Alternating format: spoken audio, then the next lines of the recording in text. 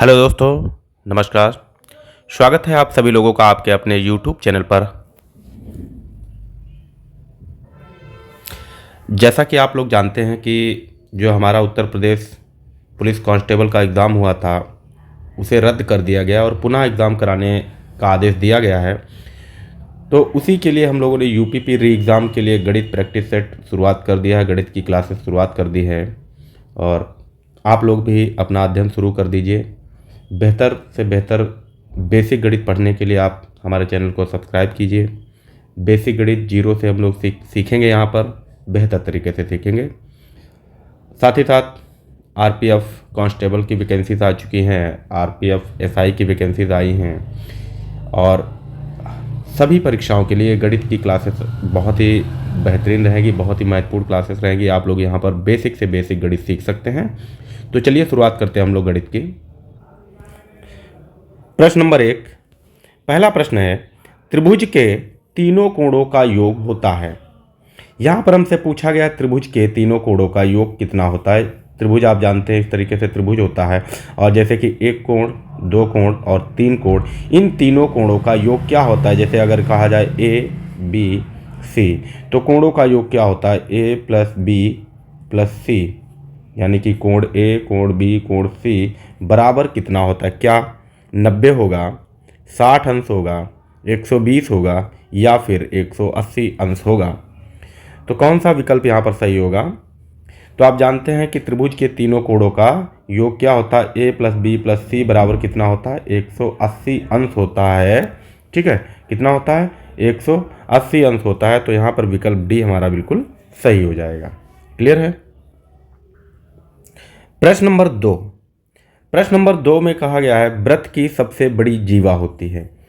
वृत्त की सबसे बड़ी जीवा होती है, क्या होती है, क्या त्रिज्या होती है, क्या व्यास होता है, परिधि होता है या फिर क्षेत्रफल होता है। जीवा क्या होती है, तो हम लोग एक ऐसे गोला बनाइए, वृत्त होता है, ठीक है, इसे हम वृत्त कहते हैं। तो जीवा क्या होती है, जीवा क्या होती है, परिधि की एक सिरे से दूसरे सिरे पर मिलने वाली रेखा को हम लोग जीवा कहते हैं। अब देखो, अगर इस सिरे से ऐसे मिलाई जाए, ऐसे मिलाई जाए तो कौन सी होगी, तो जो बीचों बीच से जाएगी, वृत्त के केंद्र से होकर जो लाइन जाएगी वही तो सबसे बड़ी होगी और ये दोनों सिरों को टच कर रही, इसलिए इसको हम जीवा कहेंगे। तो जो बीचों बीच से जाएगी सेंटर से, उसे हम क्या कहते हैं, उसे हम व्यास कहते हैं। क्या कहते हैं, उसे हम व्यास कहते हैं। तो विकल्प हमारा क्या सही होगा, विकल्प बी बिल्कुल सही होगा। ठीक है, व्यास कहते हैं। त्रिज्या क्या होता है, त्रिज्या सेंटर से खींची गई वृत्त की परिधि पर एक रेखा होती है, इसे हम त्रिज्या कहते हैं। ठीक है, ध्यान रखिएगा। और परिधि क्या होता है, ये चारों ओर की जो इसका परिमाप होता है उसी को हम लोग परिधि कहते हैं, आप जानते होंगे। ठीक है। प्रश्न नंबर 3, सबसे छोटी पूर्ण संख्या है। आपसे पूछा गया है कि सबसे छोटी पूर्ण संख्या कौन सी है, क्या 0 होगी, 1 होगी, 2 होगी या फिर 3 होगी। कौन सा होगा विकल्प ए बी सी में। तो आप जानते हैं, देखिए प्राकृत संख्या का कहते हैं, प्राकृत संख्या जो है वो कौन कौन सी होती, 1 2 3 4 और अनंत तक जाने वाली सभी संख्याओं को प्राकृत संख्या कहते हैं। ये 1 से शुरुआत होती है। उसके बाद अगर बात करें पूर्ण संख्या की, पूर्ण संख्याएं, तो पूर्ण संख्याएं जो होती हैं वो कहाँ से शुरुआत होती है, उनकी 0 से शुरुआत होती है। 0 1 2 3 और डैश डैश डैश अनंत तक जाने वाली संख्याओं को हम पूर्ण संख्या कहते हैं। तो हमसे क्या पूछा गया, पूर्ण संख्या, और सबसे छोटी, तो सबसे छोटी क्या है, 0 है। तो यहाँ पर विकल्प हमारा ए बिल्कुल सही होगा। प्रश्न नंबर 4, 130 अंश का संपूरक कोण क्या है। हमसे पूछा गया है कि 130 अंश का संपूरक कोण क्या होगा। क्या 50 हो जाएगा, क्या 80 अंश होगा, क्या 120 अंश होगा या फिर 110 अंश होगा। तो यहाँ पर कौन सा विकल्प सही होगा, ए बी सी डी में कौन सा विकल्प सही होगा। अगर हम बात करें संपूरक कोण की, तो संपूरक कोण क्या होता है, कोण ए प्लस कोण बी कोण ए प्लस कोण बी बराबर 180 अंश होता है। ठीक है, कितना? 180 अंश, यानी कि दो कोणों का योग 180 होगा, उसे हम संपूरक कोण कहेंगे। हमें दिया है एक कोण 130 दिया है, तो मान लो 130 अंश प्लस कोण बी बराबर 180 होगा। तो कोण बी बराबर क्या होगा? ये 130 इधर आएगा तो 180 माइनस 130 हो जाएगा, क्या बचेगा? 50 अंश बचेगा। तो 130 का संपूरक कोण क्या होगा? तो आप कहेंगे 50 अंश होगा, विकल्प ए बिल्कुल सही हो जाएगा। ठीक है, कोटि पूरक की बात करें अगर, एक होता है कोटि पूरक। क्या होता है? कोटि पूरक जो होता है वो दो कोणों का योग 90 अंश होता है। ठीक है, वो याद रखिएगा आप लोग। प्रश्न नंबर 5, 6 गुणे 4 माइनस 2 प्लस 2 का मान होगा। तो यहाँ पर क्या मान हो जाएगा? इसको हल करना है। 6 गुणे 4 माइनस 2 प्लस 2, तो क्या होगा? क्या हो जाएगा भाई? तो 2 कट जाएगा, हो जाएगा 24 हो जाएगा। विकल्प हमारा ए बिल्कुल सही होगा। बहुत ही सिंपल क्वेश्चन था, आप लोग कर लिए होंगे। प्रश्न नंबर 6, एक घन की प्रत्येक कोर 2.3 सेंटीमीटर है, इसके विकर्ण की लंबाई होगी। हमें दिया है एक कोर घन है, उसकी कोर दी है 2.3 सेंटीमीटर, और हमसे क्या पूछा गया कि विकर्ण क्या होगा। तो यहाँ हमें विकर्ण बताना है। क्या 2.3 होगा? क्या 2.3 रूट 3 होगा? क्या 3 रूट 3 होगा? या फिर 4 रूट 3 होगा? तो क्या होगा? घन का विकर्ण, अगर आपसे कभी भी पूछा जाए घन का विकर्ण, घन का विकर्ण जब पूछा जाए तो इसको हम लोग लिखेंगे ए रूट 3।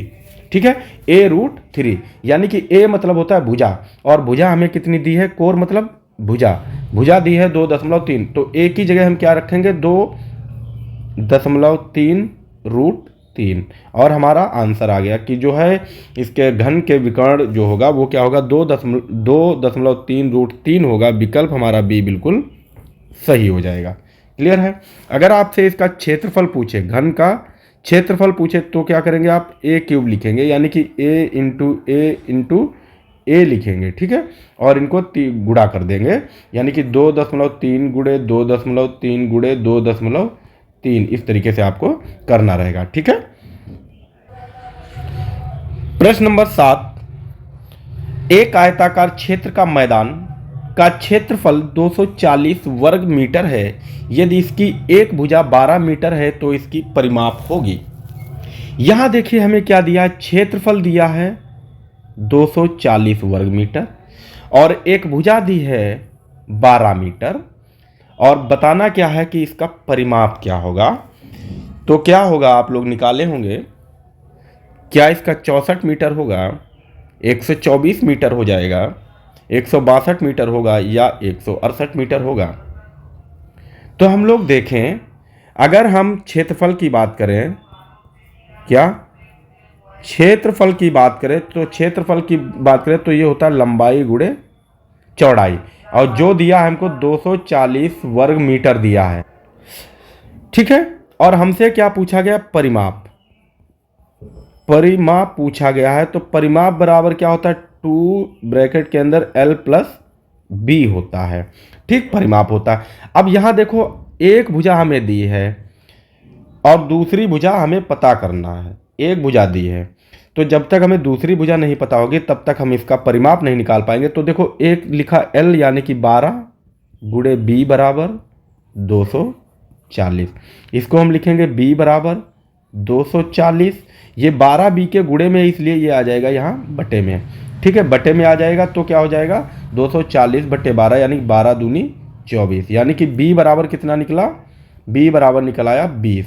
ठीक, याद रखेंगे। अब B बराबर 20 निकल आया है, तो आप जानते हैं कि परिमाप कितना होता है? परिमाप बराबर क्या होता है? 2 ब्रैकेट में L प्लस B होता है। तो यहाँ क्या हो जाएगा? 2L कितना है? 12 प्लस 20 हो जाएगा। ठीक है, 12 20 कितना होगा? तो आप कहेंगे 32 हो जाएगा। ठीक है, 32 हो जाएगा, और गुणे 2 यानी कि कितना हो जाएगा? 64 मीटर। तो इसका परिमाप कितना होगा? तो इसका परिमाप 64 मीटर हो जाएगा। विकल्प हमारा ए बिल्कुल सही हो जाएगा। क्लियर है?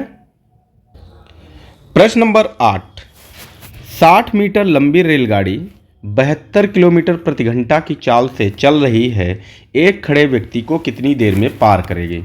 यहाँ हमको क्या दिया है, दूरी दी हुई है, दूरी दी है 60 मीटर और क्या दिया है, चाल दी है। ठीक है, चाल जो दी है वो कितनी है, 72 किलोमीटर प्रति घंटा।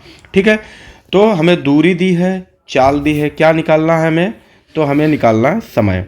क्या निकालना है, समय निकालना है।